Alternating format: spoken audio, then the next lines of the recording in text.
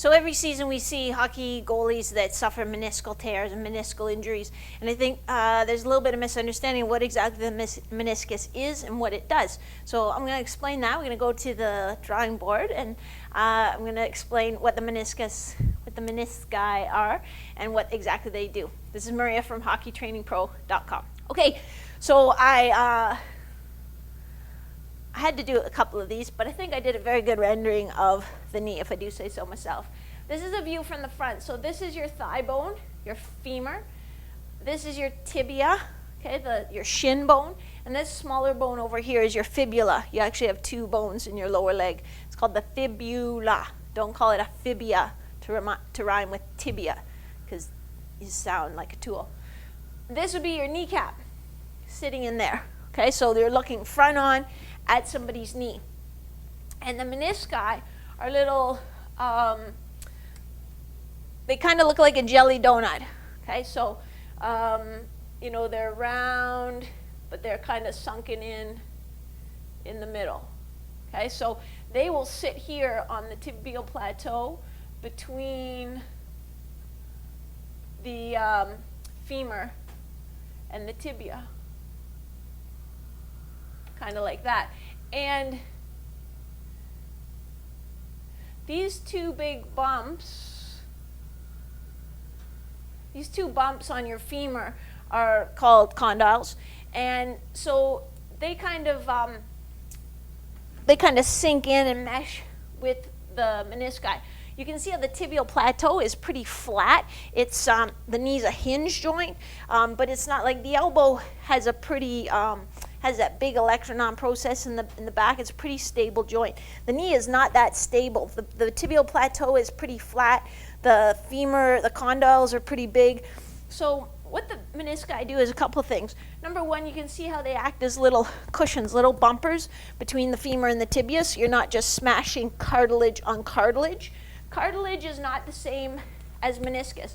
Cartilage is sort of a layer that sits over top of the bone on the joint surfaces. And you can tear that too, but it's not the same as a meniscus. So the red would be cartilage, the green would be meniscus.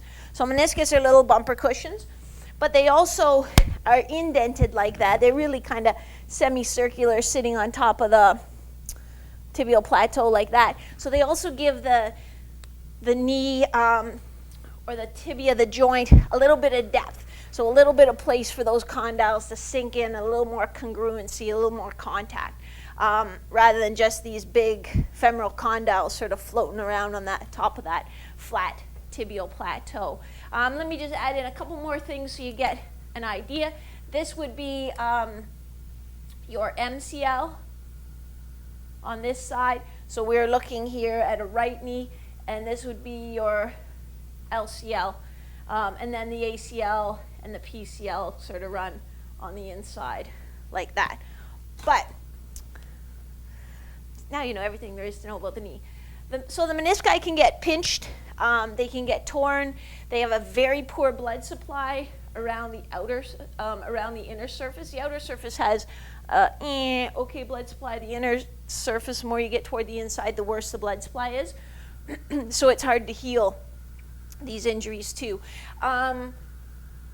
What else do you need to know? It depends a little bit on the location of the tear.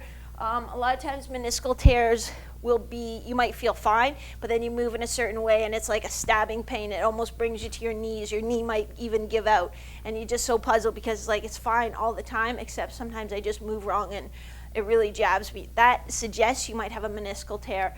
Sometimes if your knee is blocked, like you can't get it straight, it sort of is springy, but it won't go straight, or when you try to straighten it, it really gives you a jolt.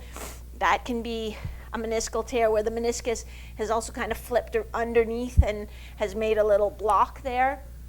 One of the physios I used to work with, she described it really well. She described it like a hangnail on your finger. And if you catch it going this way, it feels fine. But if you catch it going that way, it really gives you a jolt. So, if a meniscus is really giving you trouble and you've done physio and given it time to see if it's going to heal, they will sometimes go in and just trim off the piece, so sort of trim off that hangnail like you might do at home. In some occasions, based on your age and your sport and the location of the tear, they might be able to stitch the meniscus back together, which is great because it saves your meniscus.